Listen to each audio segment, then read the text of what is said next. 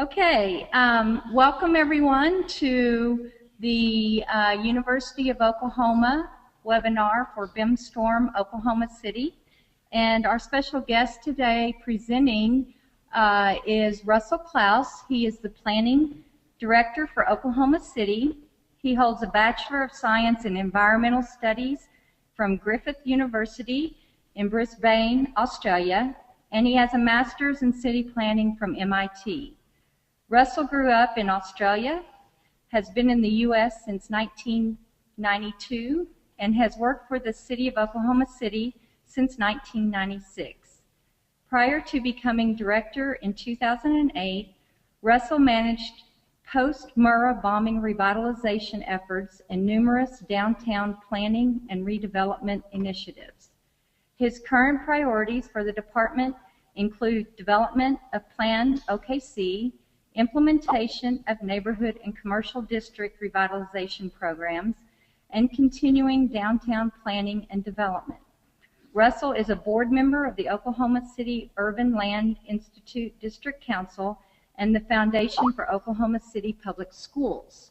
We want to welcome Russell to our campus, and Russell's presentation will be about our River District project for BIMStorm Oklahoma City and the adjacent Core to Shore area. We'll be taking questions from the audience at the end of his presentation. Welcome, Russell. Thank you. Well, it's a pleasure to be here today. It's my first BIMStorm. I don't know where all our listeners are from, but just to give you a little understanding on where this project derives from, as Tammy had mentioned, I've been in Oklahoma City since 1996. I had been traveling the world, met my ex-wife who's from here. That's why I'm in Oklahoma City. I know it's an odd place to see Australians running the planning department, so that's how it came about. It's a much longer story than that, but I'm very excited about this. This is a very, I think, an excellent opportunity tool for being able to engage a much broader audience than we're normally able to call on. We have a very interesting scenario, I believe, to present in terms of creative solution making. That's what we're looking for.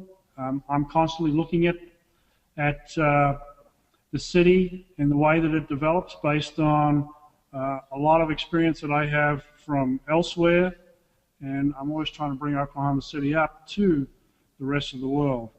I spend a lot of time working on planning, both environmental planning and general planning in Brisbane. Brisbane's now a world-class city. That's what my goal is for Oklahoma City.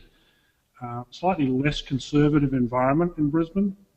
It's part of the challenge here, but there is a lot of momentum going on in Oklahoma City. We are beginning to attract attention for the way that we are changing as a city, and this effort here should hopefully take us even further forward. I have been here, as I mentioned before, since '96. Have always been working on downtown planning efforts, and downtown I believe to be the heart of a city. If you don't have a vibrant, attractive downtown, then you don't have a vibrant, attractive city. And a lot of the initiatives that we have been directing at our downtown are not only having those positive return in downtown Oklahoma City, but are having that return across the city as a whole. A lot of people don't make that connection. Something that I try to emphasize all the time. So this area here has been a focal point for us for about 6 years now, maybe a little bit longer than that. It stems from several different actions that have been taken that affect the downtown area, primarily generated by the relocation of Interstate 40. That was part of a decision-making process from about 10 years ago, or even longer than that. They elected to push the current alignment south about 5 blocks and to, instead of it being an elevated freeway, to now make it a depressed freeway. The only thing depressing about that was my feelings when I found out that their idea of depression was 6 inches rather than the 18 feet we'd been previously promised. So it is very much an at-grade facility. It serves as a new barrier to development connecting downtown to the river. And one of the challenges you will have is being able to mitigate that. Right? All right. Mouse. Sorry, we're having mouse issues.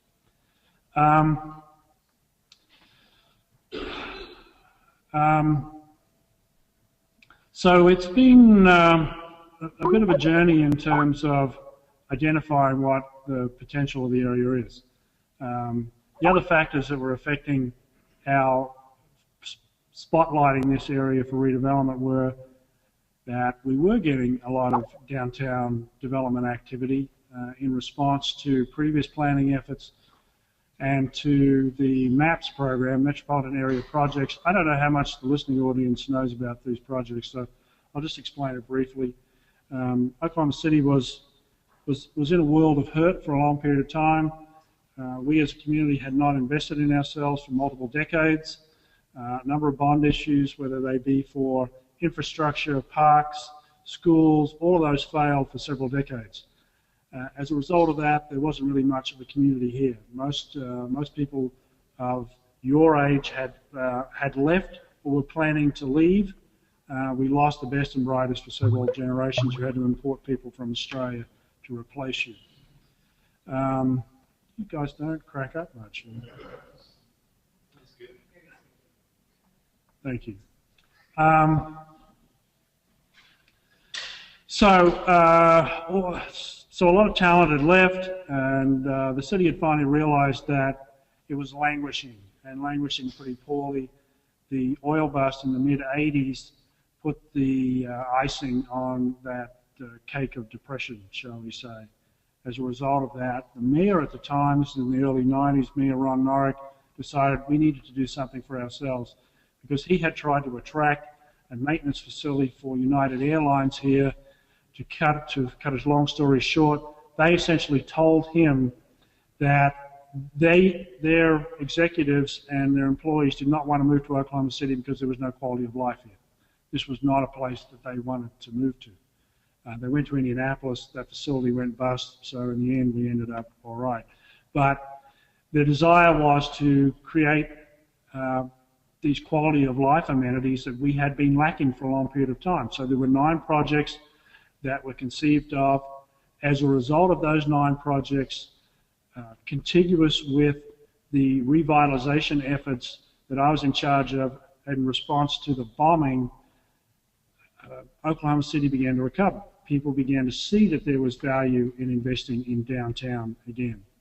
And those 9 projects, collectively with everything else that we've been doing with all the planning effort, has resulted in about $5 billion in new investment in Oklahoma City downtown alone. And there are other activities that have occurred in the city as a whole. Our standard of living has gone up, our average income has gone up, our spending power has gone up. So Oklahoma City is on the rise. It is the job, your job and my job to continue to leverage that momentum. We're now in our 3rd round of maps. There are projects that support the redevelopment of this area that stem from that MAPS planning process and other planning processes that we're engaged in. It's our job to continue that. I believe that Oklahoma City has a lot more potential. We have a metropolitan area of about 1.3 million people. Our downtown is, to my mind, a lot less developed than it needs to be for a metropolitan area of that size. The city itself is about 580,000. So it should have a larger, more vibrant downtown. I know there's a lot more activity than there was 16, 20 years ago, but there's a potential for a lot more. And I think for the sustainability of downtown, that is important. So this area here that we're going to talk about, the River District, is critical to that. This is part of that quarter-shore planning exercise. With first maps, put water in the river. We did not have water in the river previously. It was very much a dry riverbed, intermittent stream.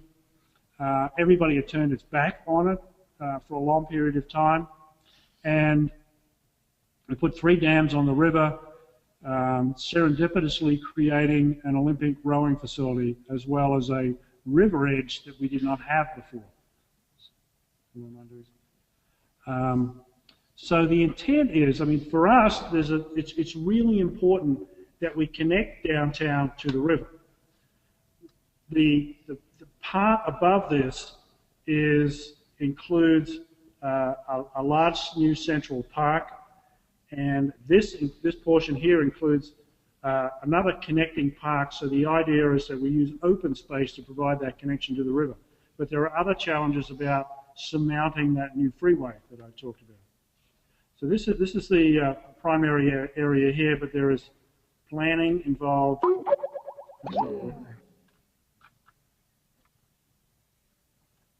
Sorry, I'm trying to change the.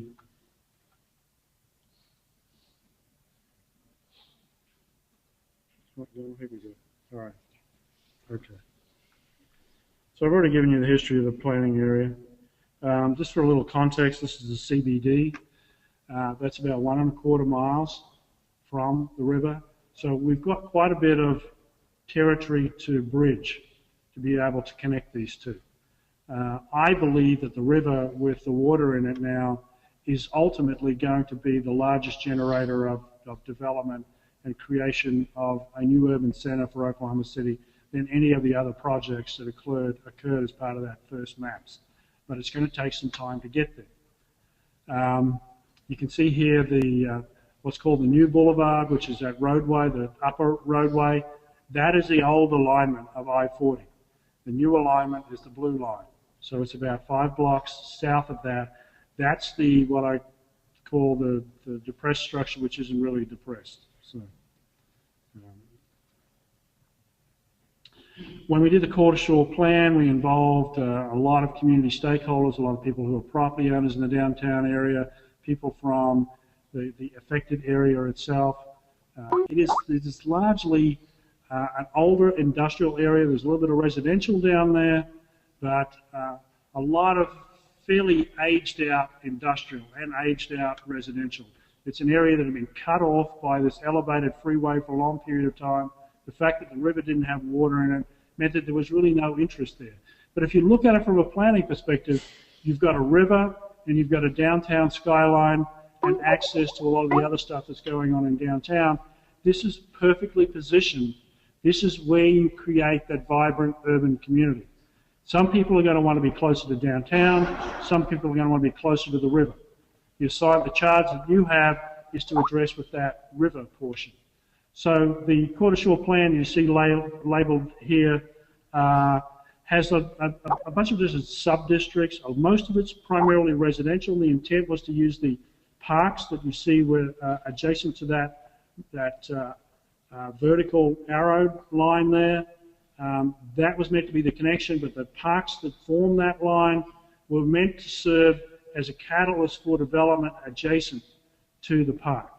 You had to have some reason for people to want to go there, the first people to want to go there. So the intent was to create this world-class piece of open space there, like mini Central Park in Manhattan. We've got to remember when Central Park in Manhattan was grazed by sheep and goats for several hundred years before it became the Central Park it is today.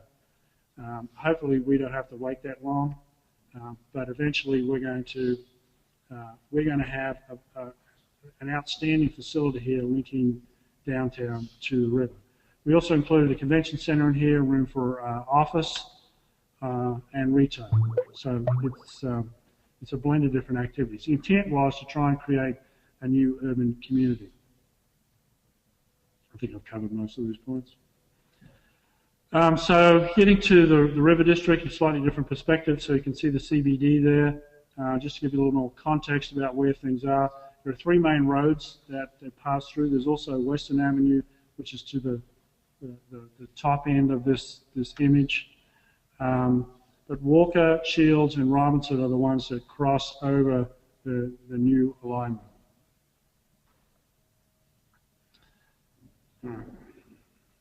So there's the boulevard. This is the proposed site for a new convention centre. So that begins to take you somewhat towards this area. Not exactly my preferred choice for the convention centre site, but we'll see how that goes. New transit hub, which is actually on the other side of Shields Avenue. It's not on that side. It takes advantage of an existing railway station that currently provides Amtrak service. This is the north end of the park. This is a 40-acre park that extends below the convention centre and abuts the new highway. So the intent is that people would go through this. There's a new pedestrian bridge that's been constructed over the highway. There's Skydance Bridge. I'm sure most of you in the audience are at least familiar with it, since Mr. Bootser was part of the design for that.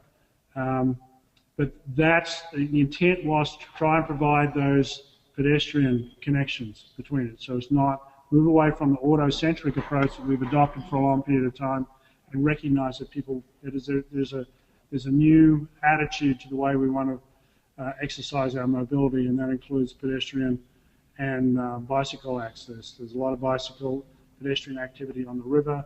This is about making that connection. A lot of those people are generated by downtown area.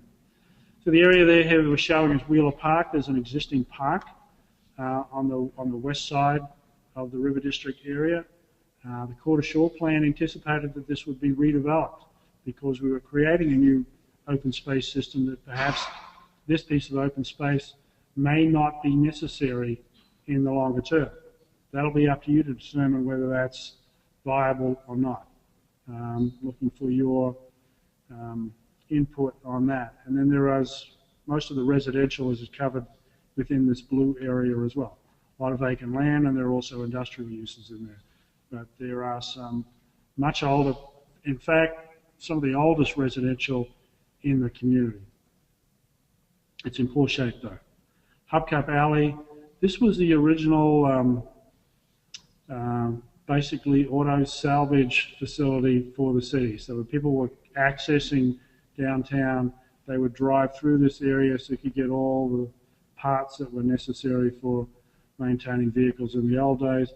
Hubcaps obviously having some prominence there. There's a lot of historic buildings along this area, so that's going to be a key part of considerations, and whether to what degree do we want to keep those and repurpose those, to what degree do we want to recognize that historic character of the area, to what degree do we want to redevelop pieces of that. So that's an important consideration. And that view shed along Robinson Avenue back into the downtown area is one of the best view sheds in the city. Not quite as good since they put the big hump over the highway, but it's still nevertheless a direct connection into downtown. Also connects with another historic district south of the river, which is called Capitol Hill. Capitol Hill is emerging pretty rapidly as sort of the center of the burgeoning Hispanic community in Oklahoma City. So there's an opportunity I think within the next decade or so to make that connection and allow Capitol Hill, which was the state's former capital, to re-emerge again. A lot of great historic structure there. This portion here has a long frontage with the river. There's excellent views back towards downtown. There's currently a salvage yard, a large salvage yard, and a former city maintenance facility that was recently relocated out of this area. So it's about 40 acres. It's a very significant development site. It probably have some brownfield issues, I'm sure, but it is immediately adjacent to the river and excellent proximity to downtown. So it's, I think, a very highly desirable redevelopment site. And it's close to Boathouse District, which I'll look at in a minute. When the Quarter Shore Plan was done, it really didn't aggressively pursue how it was going to interact with the river's edge. Historically, we have withdrawn from the edge because it used to be a floodway, because of the dams, because of upstream water reservoirs. Those are holding most of that, so the flood risk has been substantially reduced. And I would rather engage with the edge of the river.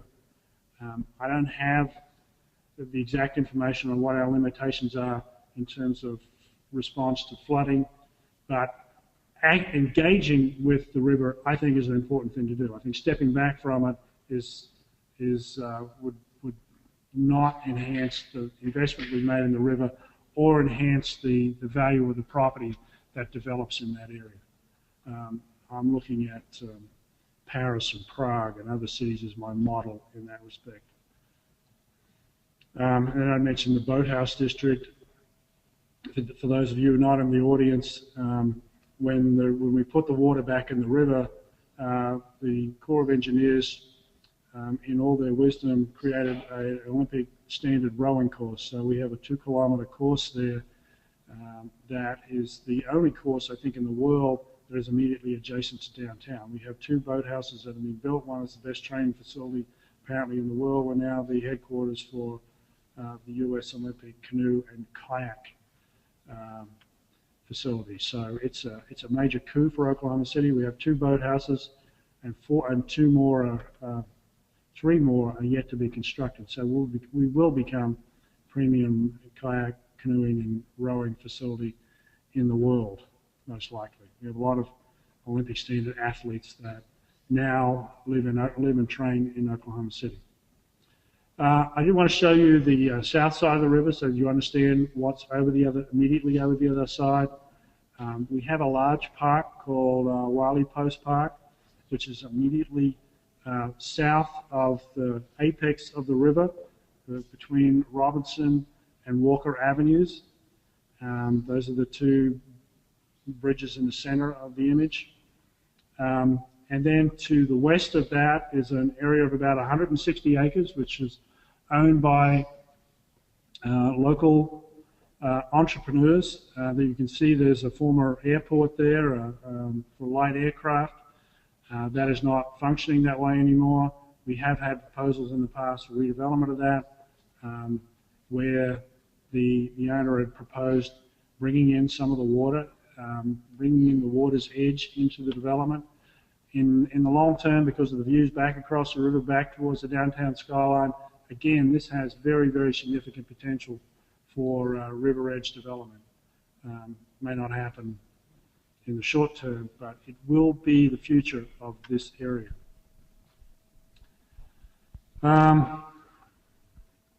These are just a few images, some of the sort of highlights within the target area.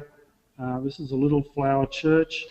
It has been a center of the Hispanic community for a long period of time. It's a Catholic church. They have several masses on the weekend, and they do consider this to be the heart of their social community. A lot of people go here. They provide a lot of services from here. That, in addition to this facility, which is immediately across the road, it's a former elementary school. It is now the headquarters of the Latino Community Development Agencies. They provide services to the community in a large number of different capacities, from prenatal, dental, all kinds of other activities. They provide a whole host of activities. So that the Hispanic community is still very much oriented to this. There are a few people living in the area who are Hispanic. I think most of those are rental, though. The primary growth in the Hispanic community is occurring south of the river. But these 2 facilities are very, very important to them and would be important to preserve. The Hubcap Alley that I mentioned before has great buildings adjacent to it. This is a view looking back towards downtown. You can see the Devon Tower in the background. Doesn't really give you a good image of the buildings, but if you look at across the road, here's an example of one of the buildings. So this building is on the east side. It's an auto salvage facility, as are most of the businesses along here. Some of them are active, some of them aren't. It is our intent to try and relocate all of these to hopefully to a single area so we can create a salvage city. Because they do like to co-locate. There are a lot of advantages to these businesses by co-locating. It makes it a lot easier for their customers. This is existing primary road network within the core of the area, and as I mentioned, the Skydance Bridge. So this is our pedestrian linkage. Now, this is only pedestrian. There are pedestrian linkages using Robinson and Walker as well, but those were not emphasized in the construction of those bridge facilities. We will probably have to go back at that at some point in time and try to facilitate a greater pedestrian activity. So, this is what we're trying to do. We're trying to adapt to the impact of the new I-40 alignment. We do have some activity on the river in terms of the boathouse district. We don't have enough yet. I believe that we have talked to a number of developers. They would like to take advantage of that river proximity, but we don't have the first person out of the blocks yet. I think the first person who recognizes that potential is going to start a little bit of a rush down there, because if you're down on that river, you've got any elevation, you've got those fantastic views back over a new open space system, back towards the downtown skyline, and then east and west along the river, as well as viewing south back towards Capitol Hill. So there are a lot of visual amenities associated with this, with the river's edge. I did mention that proposal on the south side, trying to bring water out of the river. So instead of everybody just going to the river's edge, but bringing the water back into this area so that you've got a lot more water edge. And water edge is always an important development tool. Building on that historic architecture, as I mentioned, and then the view shed. So that is, that's it in a nutshell. I think at this point I'll be happy to take any questions. Okay, and for those in the room that would like to ask questions, we're going to ask, because of the acoustics, that you step forward and we'll restate the question for the attendees that are not in the room. I do have a question from one of the attendees who is not in the room that I want to pose first to Russell, and then we'll kick it off from there. So Russell, one of the attendees on the webinar asked, what is the quality of the soil in this area? The quality of soil is probably similar to the quality of soil in Oklahoma in general, which is not real good. Although this is in a floodway, so I assume that I mean, in the majority of Oklahoma City, it's a clay-based soil. I'm not sure what it is down here. There may be more sand and alluvial material, but I don't have that information offhand. Follow up to that question, when I-40 was relocated, were there any incidents of unexpected soil conditions that may have been uncovered, or? They did find a major toxic waste dump there, which they had to mitigate. I don't know, since this area is an industrial area, it's likely that there will be other contaminants in the area. Auto salvage alone is obviously a red flag. There is a metal plating company down there. They use a lot of chrome and other heavy metals, so it's likely there will be contamination in various other guises in the area. Okay. Question from the audience? You have all the information you need. Thank you. Jeremy? Yes. Oklahoma City always seems to be 10 years behind technology, implementing stuff like that. Is there any possibility that after this, they might see the benefits of them incorporating it? Yeah, I mean, that's why I'm really intrigued by this process. The fact that, you know, we can draw outside eyes on, I guess, a collective of issues that are not uncommon everywhere else, but we haven't dealt with this before. We haven't addressed this before. We are behind, not just in technology, but in terms of our attitude to urban development. We're a very suburban city. We're beginning to get people who are looking to live in the downtown area. I think this is an excellent opportunity. This position, as I mentioned before, this area is so well positioned between the river and downtown, and it's essentially completely vacant at this point in time.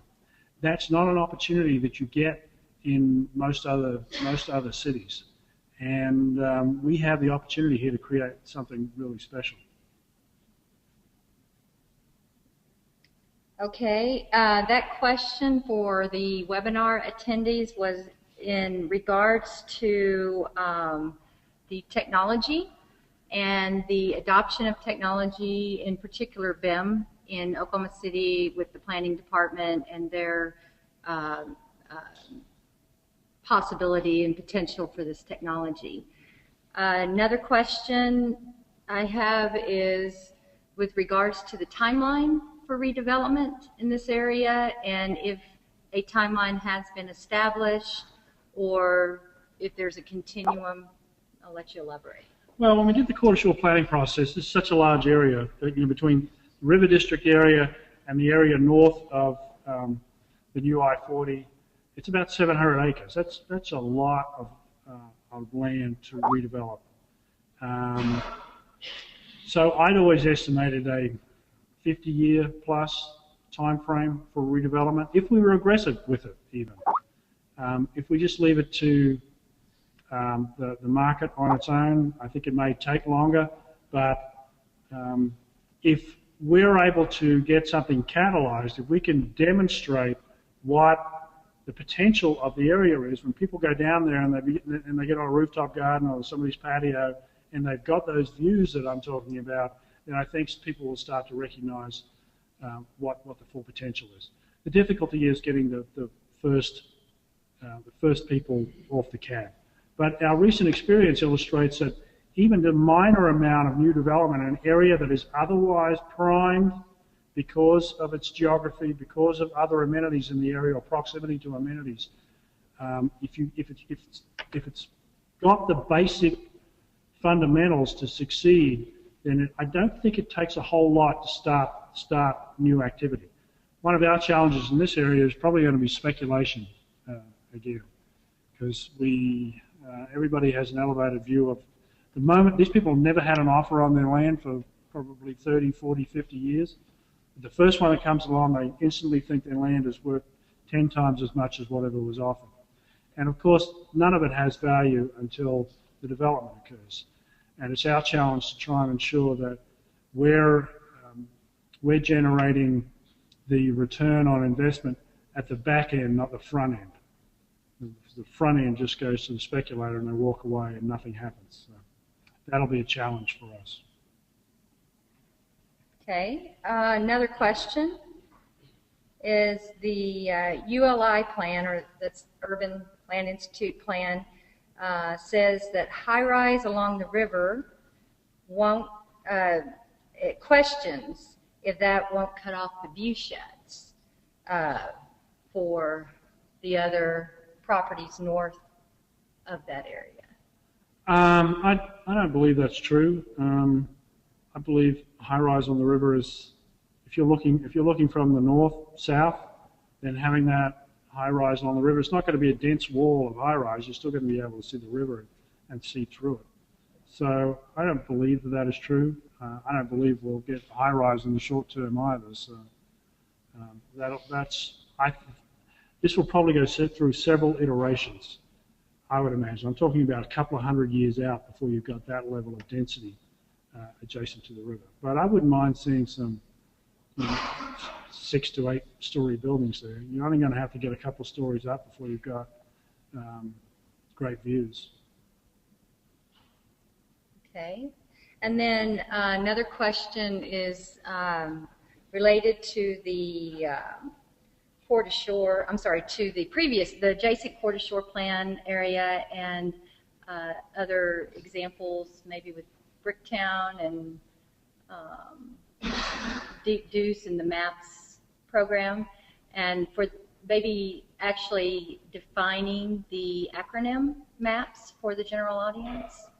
Yeah, MAPS stands for Metropolitan Area Projects. So the intent of that program was to develop these projects that have metropolitan benefit. The first maps 1, most of those projects were directed at the downtown area because downtown needed to be working for you to be able to make an investment work anywhere else in the city, and that has proven to be the case, as I mentioned before.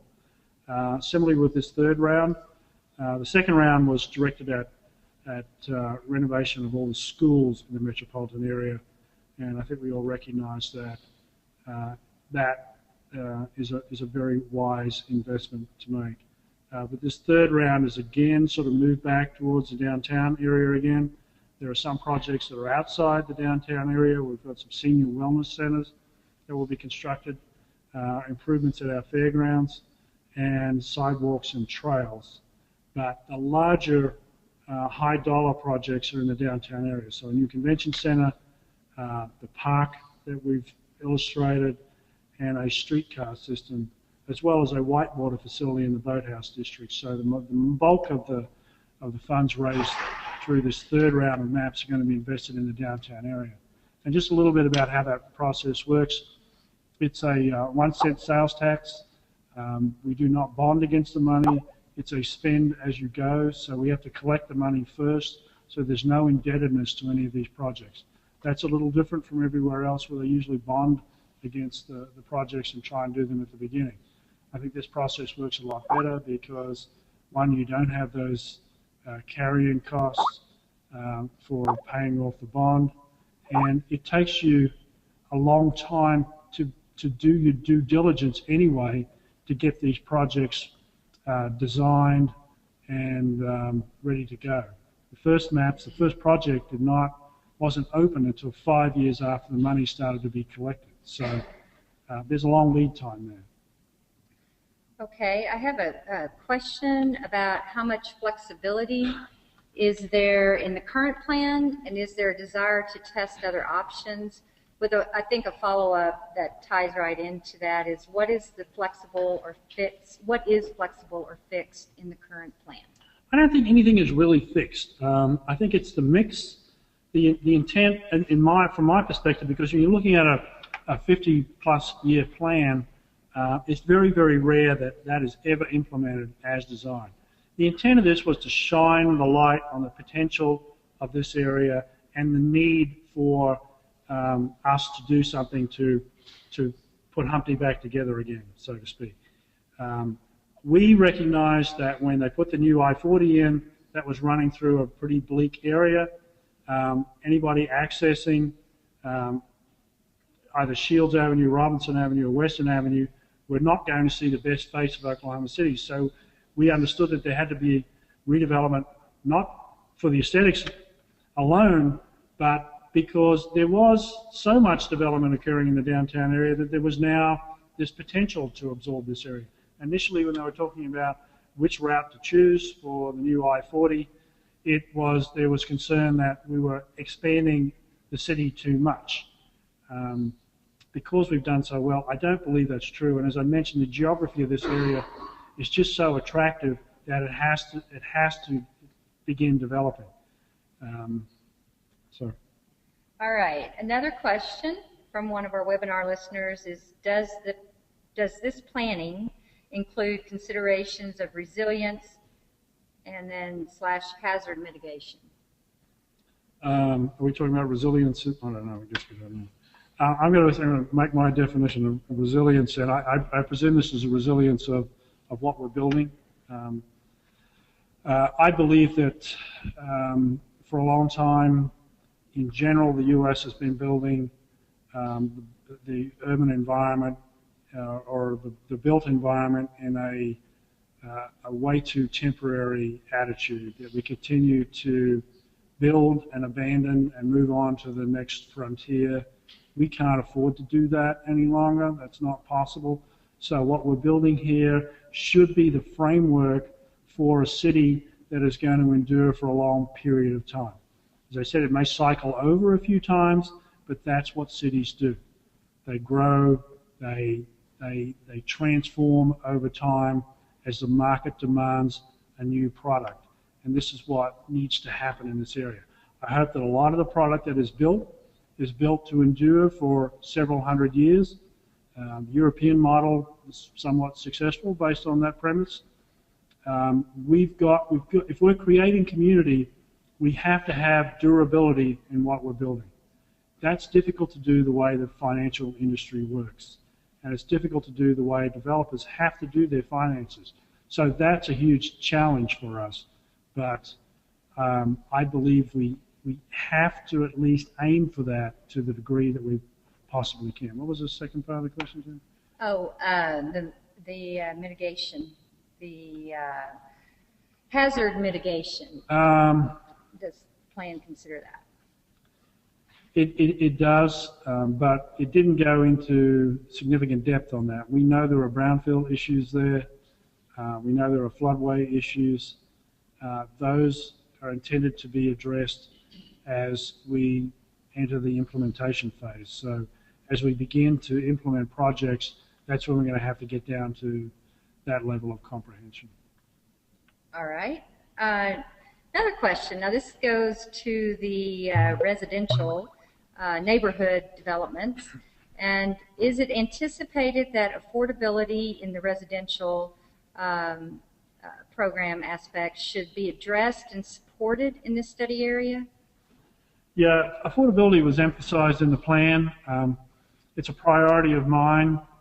We're doing pretty well on the market rate right now, but a lot of the workforce is workforce housing, is middle income. It's really important to me that everybody be able to afford to live in the downtown area, and that the provision of those units be indistinguishable from market rate or the higher rate units. We don't have inclusionary zoning here where you require a certain number of units to be low to moderate income, but we believe that's essential for creating the kind of resilient community that is necessary in this area. All right. Question related to the BIMStorm event day itself on November 7th and the level of participation that the planning department will have that day, and if participants will be able to interact or in some way, even remotely, just get some interaction, some feedback, some oversight, comments, whatever, from your department. Yeah, I intend to have staff there. I'm a little short on staff right now. So if anybody out there is a downtown planner and wants to work in Oklahoma City, please come. But yes, we will be there as a resource. All right. I think that's really important, because when you're doing this from afar, it's hard to get all the nuances of the district and the history and the culture. So. Okay. Yes, Amy. In the West, there's this large district for single-family families. Is there a possibility that the mixed-use developments might extend and actually replace those in order to provide the density that those with walkability and more accessible housing opportunities? Okay, I'm just going to restate that before Russell addresses it, because it came from one of our audience members here, and she is asking about the area to the west of the mixed density area, so to the west of Walker Avenue, which is currently designated as single family housing redevelopment, and wondering if perhaps the mixed density may be able to extend farther to the west and encroach in that planning district. Is that your question? Did I get it right? Okay, so that's the question. As I said, I mean, the plan is not rigid in its construction. It aims for a mix of different types of residential for different incomes, with support services, whether they be retail, opportunities for live work in the area. In the end, I don't really care where those go. The Wheeler Park area was designated as single-story or maybe two-story single-family housing.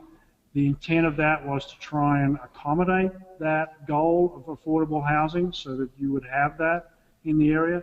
If there's a call, if the market calls for a greater density, then I would prefer that. I'm not really a huge fan of the single family in such a prime location. As I said, it may be in the long-term development of this area that you had single family to begin with to occupy the area, but that eventually transitioned to a higher density, to a mixed-use density. I'm open if a developer comes and says, this works for me better, then I'd be happy to support that. I believe with the provision of the new open space that we're able to accommodate those open space needs for this district. I believe Wheeler Park may be a little excessive, but the plan is flexible. The residential can move, other things can move.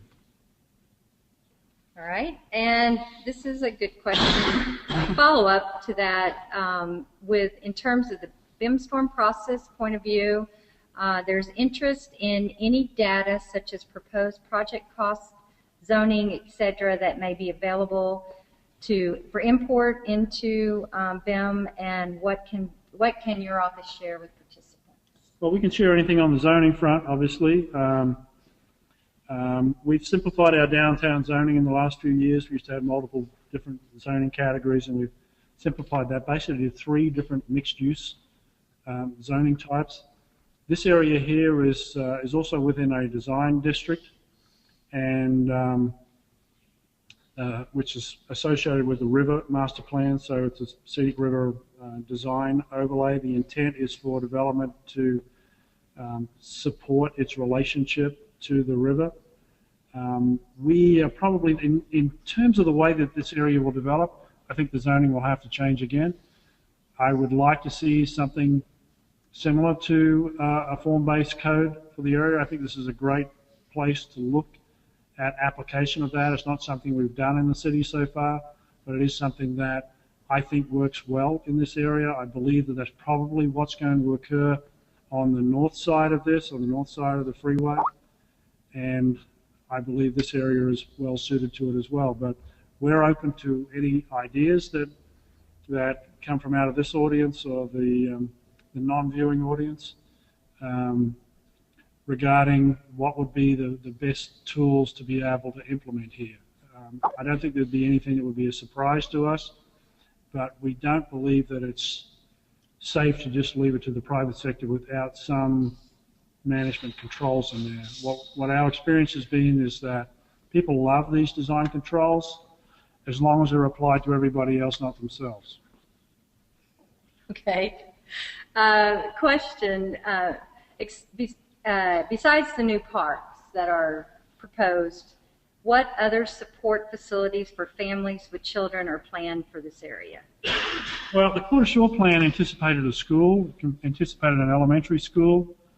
I would like to see a middle and a high school there as well. I think if you can provide the full range of pre-college education, that provides a greater surety for any families who might be contemplating living in the area. It's difficult to locate just according to an elementary school. You've got to have that surety that you're going to continue after that, because elementary schools are not sufficient. You have to have access to quality middle and high school. I think there's an opportunity in this area to provide a specialization to such schools that could be tied to the resources that we have in the downtown area, whether it be business, IT, could even be the energy sector or the biomedical sector. All of those specialties could occur in those schools. That would make them much more attractive for people to want to live in the downtown area. In terms of other amenities in the area, obviously there'll be local retail. You've got excellent recreational amenities already on the river, but those are going to be further enhanced by the development of the parks. And we had anticipated a community center in the area. Downtown is always looking for a grocery store, so that's a possibility as well. Seems to be the hardest thing in the world to capture. But if you get the rooftops down there, then they will generate that. The intent is to create a durable community. So whatever those community services need to be, then we will try to work towards that. I like to take a holistic approach to this, so I'm not anticipating that we just build a few houses and then everything else happens on its own. Some of this is going to have to be facilitated. There is a shortage of daycare in the downtown area right now, just as one example. We're probably at least 500 spaces short. So there's a market demand there, but daycares generally don't pay that much, so people rather invest their money elsewhere. But that's a key part of creating community. It's the kind of thing that we need to somehow leverage, and in the end, this would be a great place to put facilities like that. Okay, another question from a webinar attendee is, can you explain the desired connection from Bricktown to the boathouse area and then to the river area? The canal is somewhat bifurcated, so it stops just north of the highway and then it drops down 14 feet. There's a grade separation there, so you can't travel all the way by the tourist boat, for example, from the Bricktown area to the river, but you can step down and then be able to provide it to get a different access down towards the river. The river has an inlet there next to the boathouse. It will connect under the highway, so there is a connection. We'd like to try and enhance that, provide other avenues for people to be able to cross the freeway. We're not quite sure how that will happen. It won't happen until we get development activity that provides the impetus for more of that north-south passage. Okay. Any additional questions, other questions from the audience? All right. Well, we're about out of time, so if we don't have any other questions, on behalf of myself, Tammy McEwen, and my colleague, Lee Fithian, and the College of Architecture at the University of Oklahoma, we want to thank all of our attendees today, ones here in the college, and then also our guests on the webinar. And a special thanks to Russell Claus, our planning director for the City of Oklahoma City. And this webinar is being recorded, so it will be available for attendees afterwards. So thank you, Russell, and thank you for attending.